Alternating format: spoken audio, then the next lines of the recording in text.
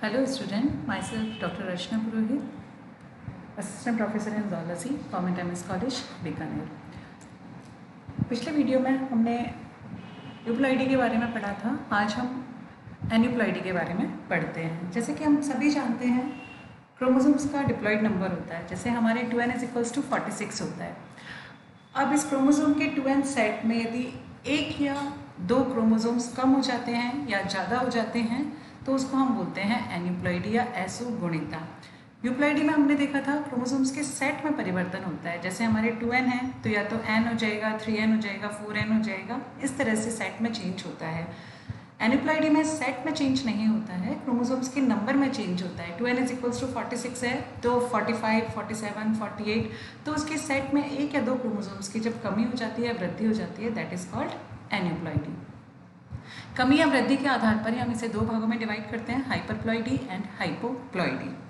हाइपरप्लॉइडी क्या है? जब किसी भी जीव की द्विगुणित क्रोमोसोम संख्या में एक या अधिक क्रोमोसोम्स की वृद्धि हो जाती है तो इसे हाइपरप्लॉइडी कहा जाता है। तो पहले हम हाइपरप्लॉइडी को देखते हैं। यहाँ क्या हो रहा है, हमारा 2n जो क्रोमोसोम्स का सेट है उसमें एक या दो क्रोमोसोम्स की वृद्धि हो रही है। हाइपर वैसे भी मतलब हाइपर का ज़्यादा होना और हाइपर का मतलब होता है कम होना। तो यहाँ पर क्रोमोसोम्स या तो एक बढ़ रहा है या दो बढ़ रहा है। उसके आधार पर हम इसे अगेन डिवाइड करते हैं, ट्राइसोमी एंड टेट्रासोमी। ट्राइसोमी जो है, यदि क्रोमोसोम्स का नंबर एक बढ़ रहा है, फॉर एग्जाम्पल 2n+1 हो रहा है, दैट इज कॉल्ड ट्राइसोमी। और यदि दो क्रोमोसोम्स बढ़ रहे हैं तो उसे हम बोलते हैं 2n+2। Is it clear? Hyperploidy chromosomes का नंबर बढ़ जाता है, उसके सेट में एक या दो क्रोमोसोम्स की बढ़ोतरी हो जाती है। यदि एक क्रोमोसोम बढ़ता है तो ट्राइसोमी, दो क्रोमोसोम्स बढ़ते हैं तो टेट्रासोमी। अब हम बात करते हैं हाइपोप्लॉइडी की।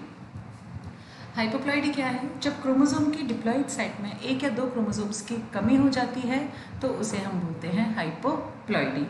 अगेन इसे हम दो भागों में डिवाइड करते हैं, मोनोसोमी एंड नलिसोमी। मोनोसोमी क्या है? जब एक क्रोमोसोम की कमी हो जाती है तो उसे हम बोलते हैं मोनोसोमी, और जब दो क्रोमोसोम्स की कमी हो जाती है तो उसको हम बोलते हैं नलिसोमी। आगे जो स्लाइड्स हम देखते हैं उसमें हम इनके बारे में डिटेल में अध्ययन करेंगे। फर्स्ट हम देखते हैं ओरिजिन ऑफ एन्यूप्लॉइड में ट्राइसोमी का ओरिजिन कैसे होता है। तो ट्राइसोमी का फॉर्मेशन कैसे हो रहा है? मियोटिक डिवीज़न होता है। देखो, मियोटिक डिवीज़न में कभी कभी क्या होता है, क्रोमोसोम्स का एक पेयर जो होता है वो डिवाइड नहीं हो पाता है। जब मियोटिक डिवीज़न होता है तो क्रोमोसोम्स के सारे पेयर डिवाइड होते हैं और एक एक क्रोमोसोम क्या होता है, अलग अलग पोल्स पर चला जाता है। तो उस समय क्या होता है, कोई एक पेयर जो होता है वो डिवाइड नहीं हो पाता है और एक ही पोल को चला जाता है। इस प्रकार आधी संतति कोशिकाएं क्या करती हैं, एक एक्स्ट्रा क्रोमोसोम प्राप्त कर लेती हैं और आधी संतति कोशिकाओं में क्या होता है, एक क्रोमोसोम की कमी हो जाती है। इस प्रकार n+1 और n-1 वाले गैमीट हमें प्राप्त हो जाते हैं। जब ये n+1 नॉर्मल n गैमीट के साथ जुड़ जाता है, जैसा कि आप यहाँ पर देख रहे हैं n+n+1, तो ये जो एक्स्ट्रा क्रोमोसोम जिसने बियर कर रखा है वो गैमीट नॉर्मल n वाले गैमीट से जुड़ जाता है तो हमें 2n+1 स्ट्रक्चर प्राप्त हो जाती है। यही होती है ट्राइसोमी। फॉर एग्जाम्पल, इसका उदाहरण हम मनुष्य में देख सकते हैं, डाउन सिंड्रोम। आप सबको पता है हमारे अंदर क्रोमोसोम नंबर होता है 46। डाउन सिंड्रोम के अंदर 21वें क्रोमोसोम की ट्राइसोमी हो जाती है। 21वां क्रोमोसोम एक एक्स्ट्रा उपस्थित होता है तो टोटल वहाँ पर क्रोमोसोम्स हो जाते हैं 47। ठीक है, क्लियर है? नेक्स्ट है टेट्रासोमी। टेट्रासोमी का फॉर्मेशन कैसे होता है हम देख चुके हैं। एक एक्स्ट्रा क्रोमोसोम जो होता है वो संतति में आ जाता है, तो यदि इस तरह के दो गैमीट्स आपस में जुड़ जाते हैं n+1 n+1 तो फॉर्मेशन हो जाता है 2n+2। फॉर एग्जाम्पल, वीट की, गेहूं की अनेक किस्मों में टेट्रासोमी पाई जाती है। अब हम बात करते हैं मोनोसोमी की। मोनोसोमी क्या है? तो हमने फर्स्ट वहाँ पर देखा था ट्राइसोमी के अंदर दो तरह के गैमीट्स बनते हैं, n+1 n-1।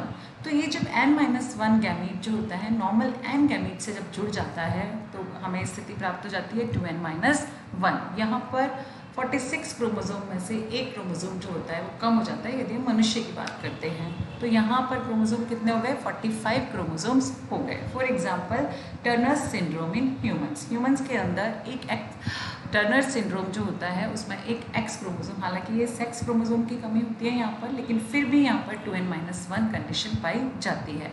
46 के बजाय यहाँ पर 45 क्रोमोसोम्स जो होते हैं वो पाए जाते हैं। नेक्स्ट है नलिसोमी। सेम अगेन आपको देखकर पता लग रहा होगा, जब ये n-1 वाले गैमीट्स आपस में जुड़ जाते हैं तो हमें प्राप्त होता है 2n-2।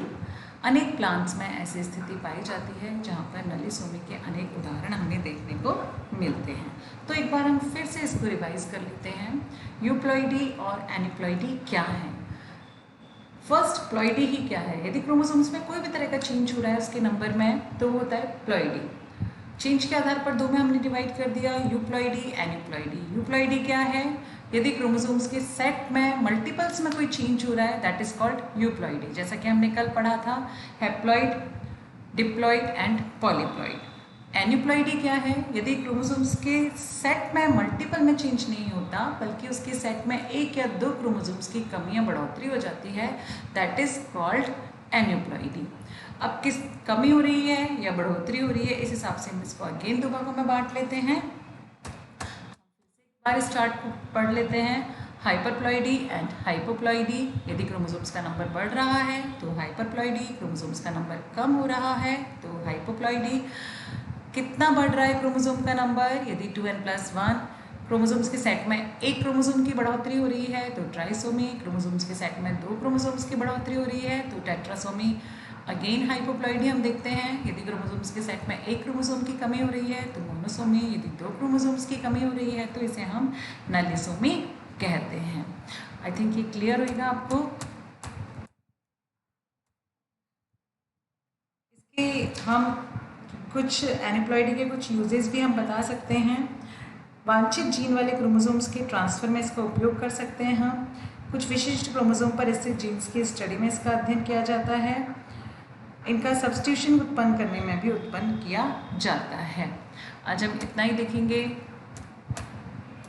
यदि यहाँ तक आपको कोई भी प्रॉब्लम है जेनेटिक्स से रिलेटेड, जो भी हमने वीडियोस देखे हैं, Mendel genetics introduction, Mendelian genetics, Mendel's law, euploidy, aneuploidy, variation in chromosome number etcetera etcetera, जो भी है, हमने जो भी वीडियोस जेनेटिक्स के बनाए हैं, इनमें आपको किसी भी तरह से कोई भी प्रॉब्लम है तो आप मुझे कमेंट सेक्शन में भेज सकते हैं। Okay, thank you.